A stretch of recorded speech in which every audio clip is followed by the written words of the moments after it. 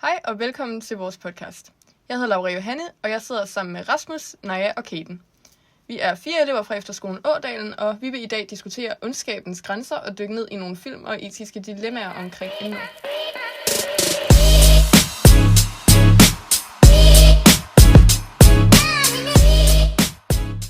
Vi vil starte med at stille det store spørgsmål. Hvad er ondskab egentlig? Så Kaden, hvad mener du ondskab er? Jamen det synes jeg faktisk er et virkelig svært spørgsmål. Men jeg synes, filosofen Lars Svendsen han formulerer det meget fint med den naturlige og menneskelige ondskab, hvor under den menneskelige ondskab snakker han om 4 overordnede typer. Den dæmoniske, den instrumentelle, idealistiske og den dumme. Hvor den dæmoniske ondskab, den handler om, at man gør ondt for at være ond. Den instrumentelle, der går ud på, at man er ond for at opnå noget, for at gavne nogen eller sig selv. Den idealistiske ondskab går ud på, at man gør noget ondt i troen om, at det er en god gerning. Og så den dumme ondskab, det er at gøre noget ondt fordi man ikke tænker sig om. Jo, jamen altså, så vil jeg jo mene, at den dæmoniske ondskab er ligesom den ondeste form for ondskab, på grund af, at man ligesom bare er ond, bare for at være ond. Der er ikke noget baggrund på det. Det er vel også det, man kommer ind under, hvis man har nogle psykiske lidelser. Sådan, hvis man er psykopat for eksempel, så er det vel også den dæmoniske ondskab. Fordi man ikke rigtig har et filter på den måde. Jo, præcis. Ja. Filosofen Lars Svendsen, han fortæller os, at det er den mest sjældne ondskab, den dæmoniske der. Så den forekommer altså heller ikke vildt tit. Nej, jeg kan forestille mig, at det må være den sådan idealistiske. Den forekommer ret ofte. Ja, så for at gøre noget ondt for i den tro, at den er, at det er noget godt. Ja, så for eksempel, hvis jeg er en sådan forælder, der slår sine børn i troen om, at det er god opdragelse, men altså, det går i virkeligheden ud over dem, så jeg gør det jo i troen om, at jeg hjælper dem. Det kunne jo godt være. Yes. Jamen, er det så en ond gerning fra din side, hvis du selv tror, at det er noget godt? Det er jo lige et spørgsmål. Ja. Det kan man jo sige. Det er jo en ond gerning, men bliver man så, er man så en ond person af det? Jeg har meget sådan... Intentionen, den er jo god, kan man sige. Og det er jo ligesom der, at det bliver tricky. Jeg har faktisk personligt meget svært ved at forbinde onde personer med onde gerninger, for jeg kan godt se, jeg føler, man kan godt være en... Jeg ved ikke, om man kan sige god person lige frem, for det ved jeg ikke, hvis man gør onde ting. Jeg føler, at det er sådan lidt svært at forbinde dem. Jeg synes i hvert fald, det er svært at sige, at et menneske er ondt, på grund af, det vil ligesom sige, at okay, det her menneske er kun ondt, og der er ikke noget godt ved det. Præcis. Ja, altså, det synes jeg også giver meget god mening. Ja. Og hvis man så er ond som menneske, bliver man så født ond, eller bliver man ond? Og hvad gør så, at man er ond? Skal man dræbe nogen? Hvor går grænsen til det? Ja, jeg mener jo ikke, at man kan være født ond. Men der er nogle forskninger, som viser, at hvis ens forældre har lav empati, så kan man også godt selv ende med at have det. Men overordnet vil jeg ikke sige, at en lille baby, der slet ikke kan snakke endnu, kan være ond. Nej, det føler jeg heller ikke. Jeg føler ikke, at man er født ond. Jeg føler, at det er noget, man sådan bliver senere hen i sit liv, ud fra de valg, man tager. Ja. Jeg er stadig der, jeg ved heller ikke, om man bliver ond. Jeg synes, det er svært, men jeg prøver lige at sådan adskille onde personer fra onde gerninger, for jeg er svært ved at se dem som én ting. Kan man så komme med eksemplet som Hitler? Føler du heller ikke, at han er ond, selvom han har gjort... det er jo så svært. Jo, jeg vil sige, at Hitler han er vel ond, men det er også... Nu har jeg lige sagt det modsatte. Ja, altså, jeg tror altid, man vil kunne finde undtagelser. Der tror jeg igen, vi er inde under sådan, hvor går grænsen. Jeg tænker ikke, at der er sådan en bestemt grænse for, hvornår at en person er ond eller ej. Det er nok mere sådan samfundet, der bestemmer, hvornår at en person er ond. Ja, hvis man kan komme med eksemplet omkring, at det der med at tage et andet liv, det kan man jo stadig gøre som selvforsvar. Og så er det pludselig ikke ondt mere, kan man sige, ikke? Og det har vi jo love omkring. Og der bestemmer samfundet jo, at hvad der er forkert, og hvornår man har gjort en ond gerning eller ej. Og sådan noget som at tage et andet menneskes liv, det er jo en ond gerning, vil man jo oftest sige, ikke? Men når det bliver et selvforsvar, så har vi pludselig ikke snakket om en ond gerning mere. Og der har vi jo ligesom den der grænse. At selvforsvar, det er jo ikke en god ting heller, men det ligger så et eller andet sted i midten. Det er pludselig ikke ondskab for at være ond.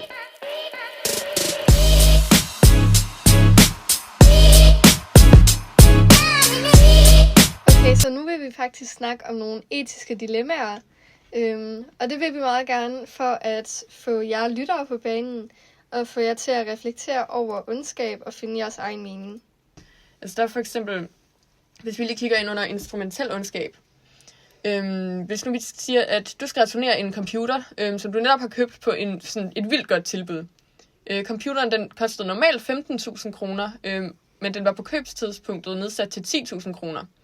Medarbejderen er ung og sød og venlig, og du lægger mærke til, at hun bærer et badge, hvorpå der står, at hun er ny i job.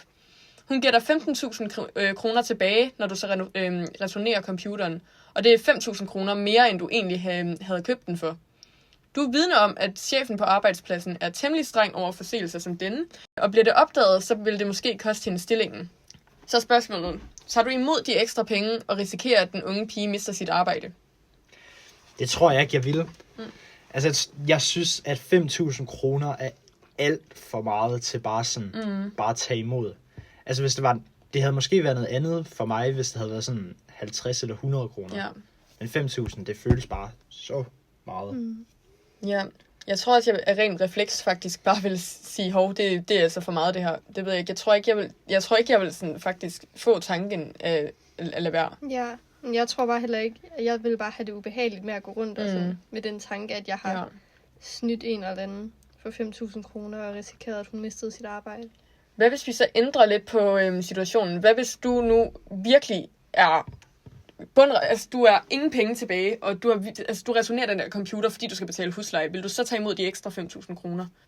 Det kunne jeg faktisk måske godt finde på at gøre. Så er det jo pludselig noget andet. Ja. Altså, hvordan er det noget andet?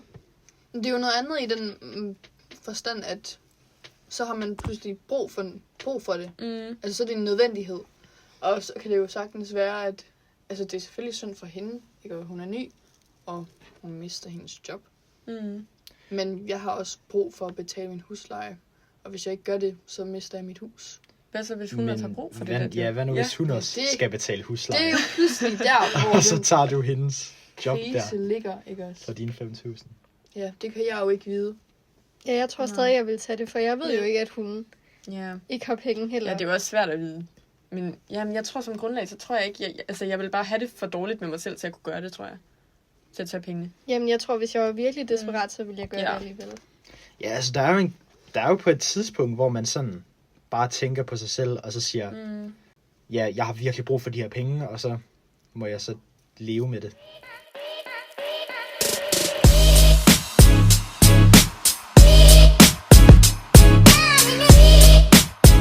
Så hvis vi skal dykke ned i det idealistiske ondskab, så har jeg et dilemma, der lyder sådan her. Du er læge og står over for at skulle redde 5 døende patienter, som hver mangler et forskelligt organ for at kunne overleve. Desværre er der ingen organer til rådighed på hospitalet. Samtidig har du en 6. patient, der lider af en livsfarlig sygdom, hvilket betyder, at patienten vil dø tidligere end de 5 andre patienter. Du er i besiddelse af medicin, der vil kunne holde patienten med den livstruende sygdom i live i nogle få år. Hvis den 6. patient ikke får medicin, så vil han dø, men så vil du kunne bruge patientens organer til at redde de 5 andre patienter. Lader du så den 6. patient dø, for at de andre 5 kan leve videre, eller hvad gør du? Ja, det er et meget indviklet dilemma, vil jeg sige. Den har jeg lidt svært ved at finde rundt i. Altså, jeg tror sådan, rent lovmæssigt, så må man ikke bare sådan lade den 6. patient dø, og så redde de andre 5. Man skulle nok gå hen og så spørge den 6. om den person ville donere, men det ved jeg heller ikke, om er helt lovligt, om man overhovedet må det. Så hvis vi lige ignorerer lovene, så vil jeg sige, at vi skulle dræbe den 6. patient og tage hans organer. Ja. Fordi altså, det er jo vigtigere at redde 5 liv, end det er at redde 1 liv, som alligevel vil dø inden for de næste par år. Ja. Jeg kan godt se, hvad du mener. Men det er jo også bare sådan lidt, at bare, altså, så er det jo ligesom din skyld, at den 6. patient dør. Det må man jo leve med, kan man sige. Ja. Jamen, så redder jeg jo ligesom 5 andre patienter, og det vil jeg jo være meget glad for, at jeg gjorde. Jamen, jeg tænkte, altså hvis det var, at de andre kunne bruge medicinen, så ville jeg helt klart give dem medicinen. Men hvis det er, at man skal satse på, at personen dør, og så tage organerne, jeg synes bare, det virker lidt voldsomt. Jeg ved ikke rigtig, hvad jeg vil gøre, faktisk. Det er jo ikke et sats. Nej, det er jo, rigtigt. at man stopper med at give ham medicinen, og lade ham dø. Ja. Og så tager hans organer og giver til de andre. Ja, men det føles også bare sådan, der vil jeg prøve at se bort fra, at man kunne lade ham dø, fordi medicin, hvis jeg har den, så føler jeg, at jeg skal give ham den, men jeg kan godt, jeg synes, det er svært. Ja, man tager jo et aktivt valg om at lade ham dø. Og det synes bare, det er meget sådan, det er jo, vil jeg sige, er sådan ret ondt på en eller anden måde også. Men så redder du til gengæld 5 andre liv. Det er rigtigt. Jeg synes bare, det er svært. Så man kan bare sådan gøre noget ondt, og så gøre noget bedre for at gøre det godt igen, eller hvad? Ja, men jeg synes stadigvæk ikke, at det er ondt, fordi at man redder de der 5 andre. Og altså ham her, han vil jo ikke leve længe alligevel. Nej, men det ville jo være ondt at lade være med at give medicinen, hvis der ikke var 5, der skulle bruge hans organer. Så det vil vel sige, at I prøver at veje det op for, at man gør noget godt, så er det okay, man også gør noget ondt. Præcis. Ja, sådan er det jo ikke i alle situationer. Nej. Men jeg synes lige her, så synes jeg stadig, at det vil være Okay. 5 personer, de er bare mere værd end en. Ja. Okay, nej, så vil jeg så spørge dig, hvis nu man ændrer på situationen, for at du vil gerne redde de 5 personer over den ene. Hvad hvis nu du kender den der ene person? Hvad hvis det er, hvad hvis det er din mor? Hvis det er min mor? Ja. Ja, det gør det jo endnu mere trist, ikke også? Men altså, jeg tror faktisk stadig, jeg vil redde de 5, fordi altså min mor har jo alligevel kun 2 år tilbage. Ja, okay. Og det er selvfølgelig, jeg bliver jo selvfølgelig vildt ked af det. Men altså, jeg tror, jeg vil tage hensyn til de 5, hvis min mor kunne få det der medicin resten af sit liv, og hun levede indtil hun var 80 eller noget, så ville jeg selvfølgelig vælge hende. Men når det kun er 2 år, Ja, okay. så tror jeg. Hvad hvis man gør det rigtig grumt, og siger, din mor beder dig om, at du giver hende medicinen. Hun vil rigtig gerne have den der medicin. Vil du så lade hende få den?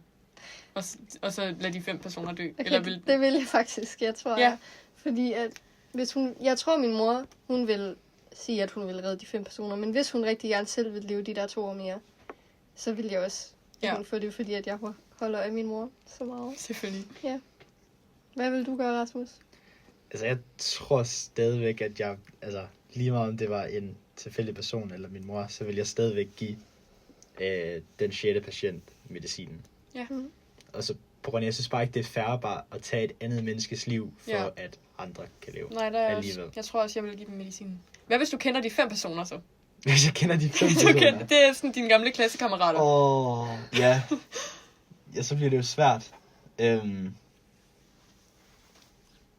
Det ved jeg faktisk ikke. Altså, så vil jeg måske lade være. Men det ved jeg faktisk ikke. Nej. Det er også lidt svært, når man ikke bare står i situationen. Ja. Men ja, jeg vil nok stadigvæk give den 6. patient medicinen. Virkelig? Ja, jeg synes ikke bare, man sådan aktivt kan sådan dræbe et andet menneske. Ja, det var også rigtigt, men jeg kigger bare på det der, at 5 liv er mere værd end 1. Mm. Og det er selvfølgelig rigtigt, det du siger, men altså, jeg føler bare, at det vil være, det ved jeg ikke, mere rigtigt faktisk, at redde 5 personer. Ja, man kan også sætte det i andre situationer, hvor det vil være, have det samme, udfald, men virke mere rigtigt at redde de 5 personer. Så det kommer meget an på sådan en situation. Jeg synes ikke, det er sådan svært. Der er vi ved grænser igen. Det er sådan svært at finde ud af, hvornår man skal gøre hvad. Altså, men hvad nu hvis man siger, at de 5 personer er forbrydere? Altså, hvis vi nu siger, at de har været i fængsel, eller sådan noget. Altså, er de så stadigvæk lige så meget værd? Hvis de nu har slået andre mennesker ihjel eller sådan noget, er de så stadigvæk lige så meget værd som den ene person, som har levet et godt liv? Nej, det er de jo selvfølgelig ikke. Eller de er i hvert fald ikke lige så meget værd, som de var før. Altså, hvis det er dårlige mennesker. Hvis vi siger, der findes dårlige mennesker, og det er det, så vil jeg jo ikke redde dem, vel? Hvordan mister et menneske værdi? Det føler jeg bare, man gør, hvis man sådan... Ja, hvis man er ond over for andre, hvis man dræber folk, hvis man, det ved jeg ikke, begår voldtægt og sådan noget. Fordi så bliver man jo bare til et dårligere menneske. Ja, der vil jeg sige, det er mest, hvis man gør det ud af dæmonisk ondskab, fordi man bare gør det for børn. Det er sådan det værste. Men altså, hvis det er en af de andre typer, for eksempel idealistisk, hvis man tror, man gør noget godt. Dårligt eksempel, men altså... Ja. Men jeg ved det ikke. Bliver man et dårligt menneske, hvis det er idealistisk ondskab, man tror, man gør noget godt? Ja, jeg synes faktisk ikke, at man er ond ved den der idealistiske ondskab, eller det kommer vel an på, hvad man foretager sig. Men altså, så længe intentionen bag, ja, lad os sige, den onde gerning, Ja, god. Der sker vel noget ondt for dem, det går ud over, men det er jo ikke... Du tænker, personen, der gør det gør ikke personen ondt. Ja. Altså ved at hvis vi bruger dit lidt til den ekstreme side eksempel, med at slå sine børn, fordi man tænker, at det er god opdragelse, så er det jo på grund af misinformation, eller en misforståelse, eller et eller andet. Og derfor er det jo ikke... det gør jo ikke personen ondt, men de har gjort noget ondt. Men det gør ikke personen ondt, synes jeg ikke. Ej, det er jeg enig i. Det er jo en anden situation, hvis det er, at de slår deres børn, fordi at de skal bare have smæk. Ja. Ikke? Altså, det giver ikke mening at lave den... Sådan, de er ikke de samme personer. Ja, er der forskel, hvis de synes, de fortjener det? Altså, nu skal de lige... Altså, det du tænker? Ja, det synes jeg. Det synes jeg. Hvis det er, at den forældren her synes, at børnene fortjener at blive slået, eller hvad det er, det synes jeg næsten ikke giver mening. Så, altså, jeg ved ikke, det gør ikke nødvendigvis det til en ond person, men jeg synes, at det bliver pludselig en ondere gerning, end hvis det var forældrene, der slår sine børn, fordi at de har en opfattelse af, at det er god opdragelse, eller et eller andet.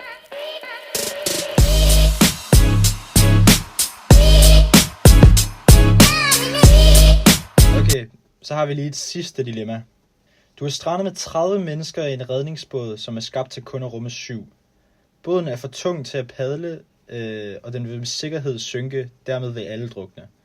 Du kan redde nogle af menneskerne i redningsbåden ved at smide dem over bord, der er svagest til at ro.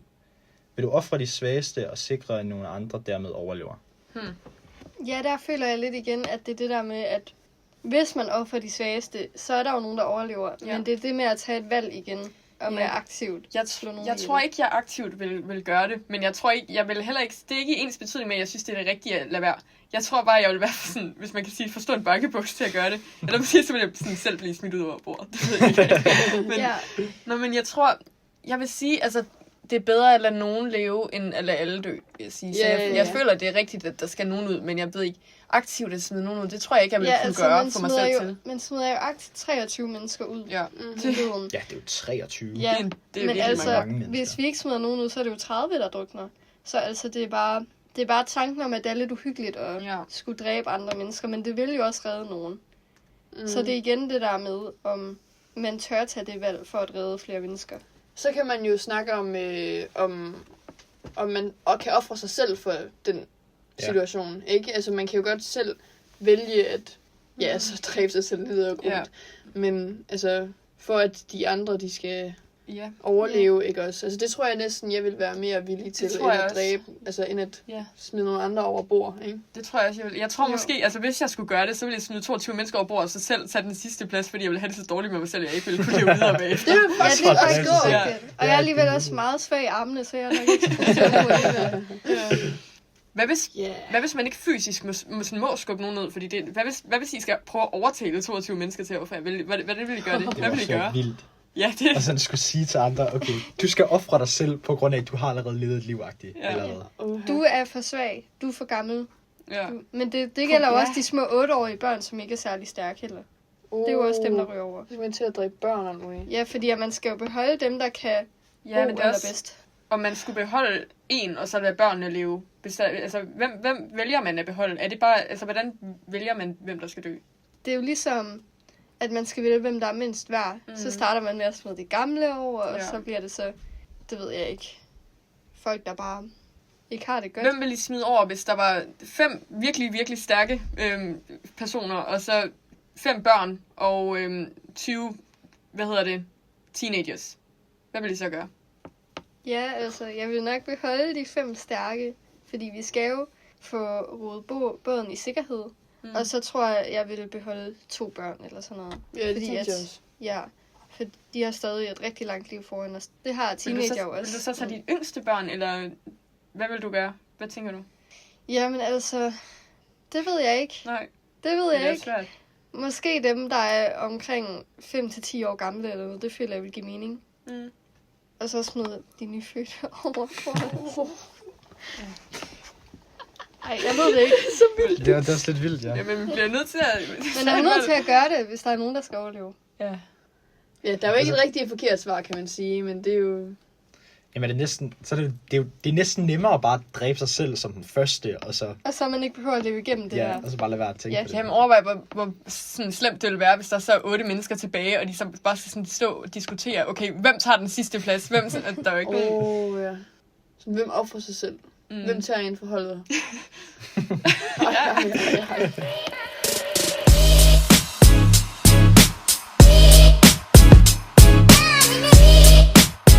Nu vil vi snakke om nogle film omhandlende ondskab, som vi har set, og vi vil starte med kortfilmen Beast. Den handler om en lille dreng, der bor i et voldeligt hjem, og forældrene lyver om, at far slår mor.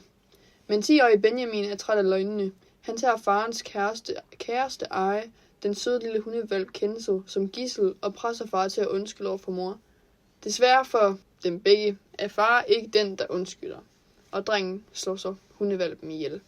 Altså, drengen slår hundevalpen ihjel foran faren, lige efter faren har slået moren foran drengen. Ja.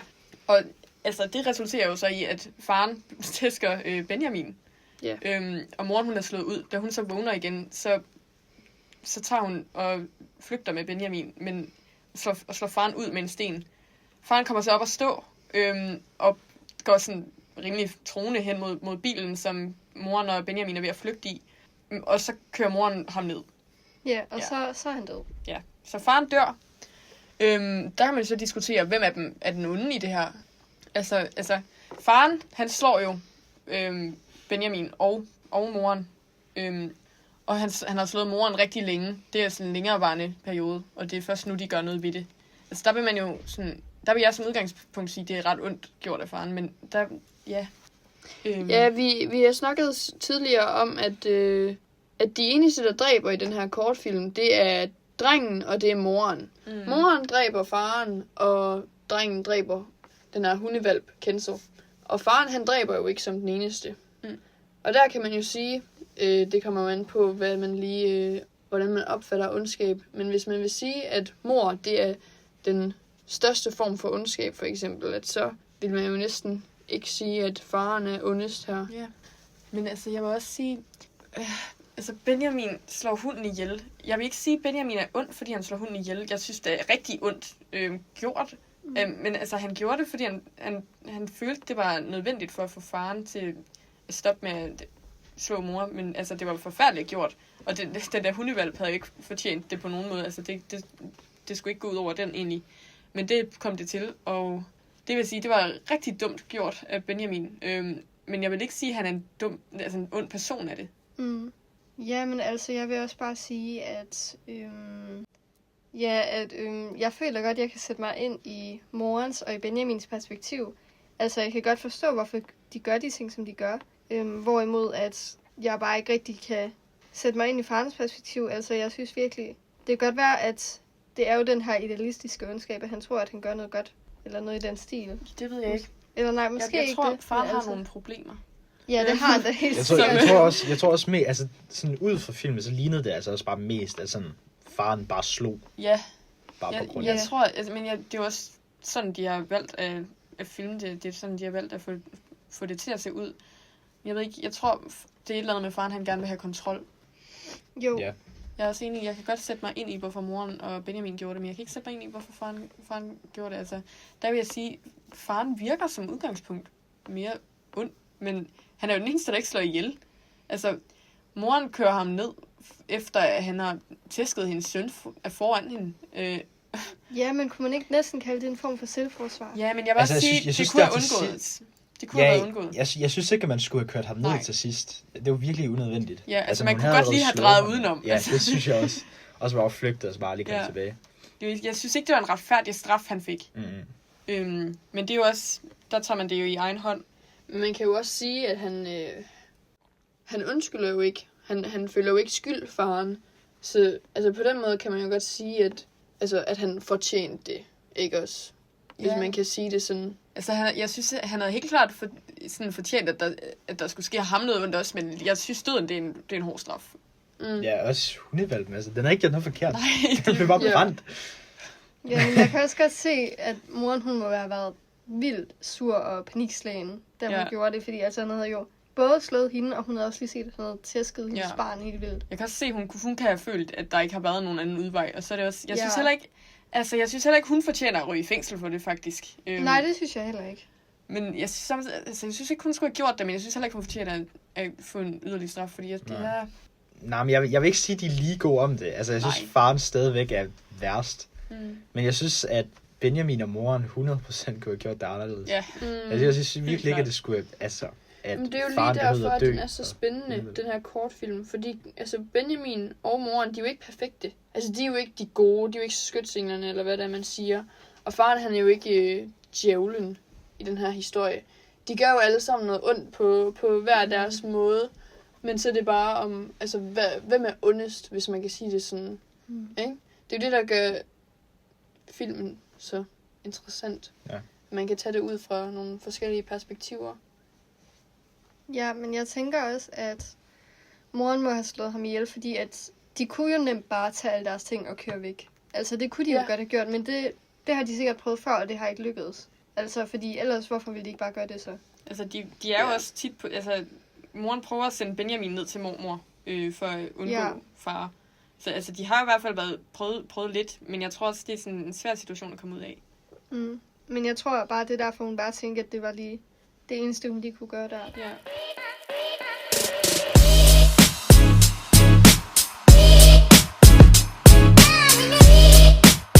Okay, nu vil vi snakke om filmen Intet, som oprindeligt var en novelle skrevet af Janne Teller, som er blevet filmatiseret senere.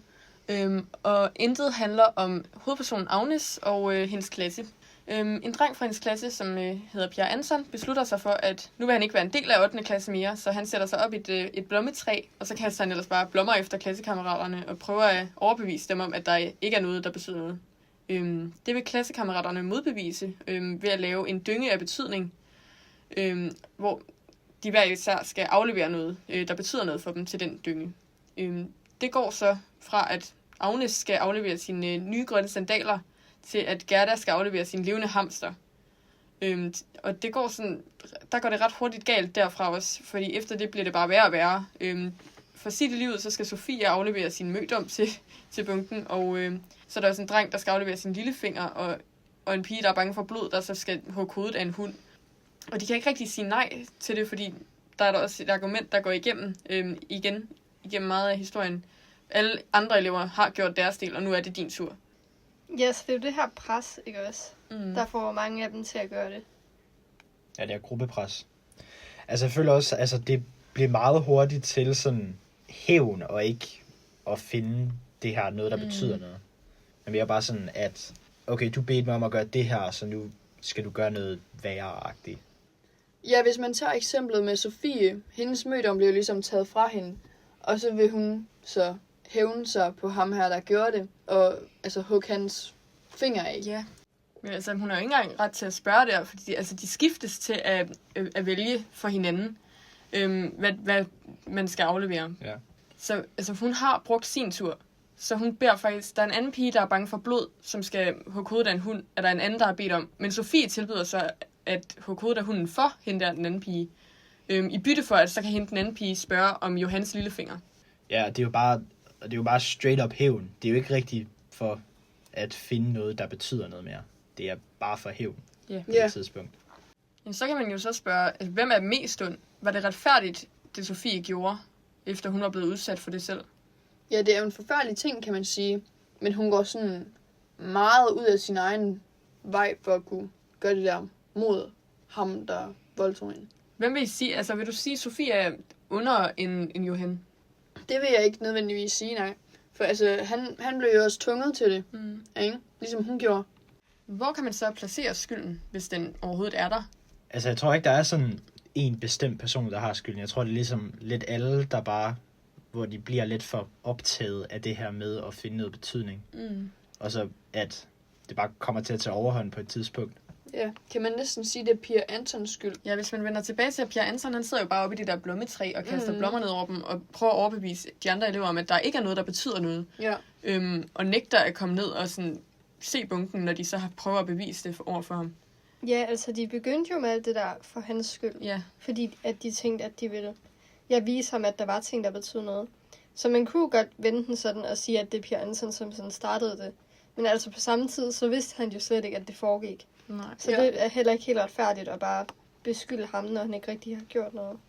Ja, det er jo heller ikke på hans skuldre, at folk reagerer på den måde, de gør På ingen måde. på Jeg tænker, hans også, handlinger. jeg tænker også, hvor er de voksne i det her? Altså, det, Ja, de, har Ja, ikke der er været, sådan, de der er har ikke... ikke været gode til at holde styr på eleverne. Altså, hvorfor er der ikke nogen, der har fået Virkelig. bjørnet sig ned fra det der blommetræ? Og Virkelig. hvorfor er der ikke nogen, der... Sådan, de er ikke gode nok til at holde øje med, hvad eleverne gør. Altså, hvordan kan man komme afsted med... Altså, der er også nogen, der stjæler Jesus op fra kirken. Hvordan kommer de Ja, og afsted med graver- det? Det bliver ikke opdaget. Og graver et lille, et lille barn de op graver for- et Ja, det er kiste sindssygt. op fra kirkegården. Altså, Det bliver bare ikke Det er jo opdaget. sindssygt. Men jeg synes ikke, der er nogen decideret skyld. Jeg tror bare, det var sådan... Det skete bare, og så blev det bare lidt for meget. Ja, det er bare overhånd. Mm. Men er det sådan en urealistisk historie, vil jeg sige? Ja, det synes jeg. Ja, Ja, Det synes jeg virkelig. Ja. det er måske... altså, teenager, de er jo kendt for at gøre en masse dumme ting. Men jeg synes, at det der, det er på altså, en helt anden plan. Ja. Det er jo meget overdrevet. Det er jo også film, kan man sige. Det er fiktion. Hvornår bliver det urealistisk? Hvornår tager det springet? Sådan, når det er, de graver barnet op der. Ja, det var skørt. Ja. Men også bare, at der er en elev, der vælger at sætte sig op i et træ og sidder der i flere dage. Altså, det kan jeg ikke forestille mig, at nogen her på vores skole eller i den virkelige verden vil gøre. Mm. Det kan jeg til gengæld godt forestille mig. Ja, det tror jeg Virkelig? også godt, jeg Ja. kunne. Seriøst? Men sådan sætte sig op i flere dage, og Ja, så bare... det er lidt vildt. Uden mad eller noget? Jamen, han får jo på en eller anden måde med. Han sidder der jo, han dør jo ikke. Jeg ved ikke rigtig, hvad de gør. Det er ikke sådan beskrevet. Jamen, Jeg tror også bare, han sidder der i skoletiden, faktisk. Jeg ved det faktisk ikke.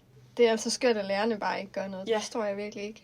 Ja, jeg synes ikke, der bliver gjort nok for ligesom at få ham ned for træet. Mm-mm. Det er bare sådan, Virkelig. faren sådan siger, om det er sket før, og så han skal nok komme ned efter et par dage. Men jeg synes heller ikke, det er det, der er det helt store drejepunkt. Nej, det Nej. helt store punkt, Jo, det er at holde rigtigt. fokus på. Jeg synes, resten af klassen er værre. Langt værre. Ja, Pia helt Andersen. sikkert. Altså, Pia Andersen har jo ikke decideret gjort noget Han må godt passe sig selv op i sit blommetræ, synes jeg. Men det er lidt vildt, at de andre elever ikke bliver opdaget. Mm. Ja, det var så alt for vores podcast. Vi håber virkelig, at I har nyt at høre med, og at vi har sat nogle tanker i gang hos jer. Jo, og hvis I har lyst til at se de film, som vi har snakket om, så kan man se både Beast og Intet på Filmstriben. Tusind tak, fordi I lyttede med. Og fortsat god dag.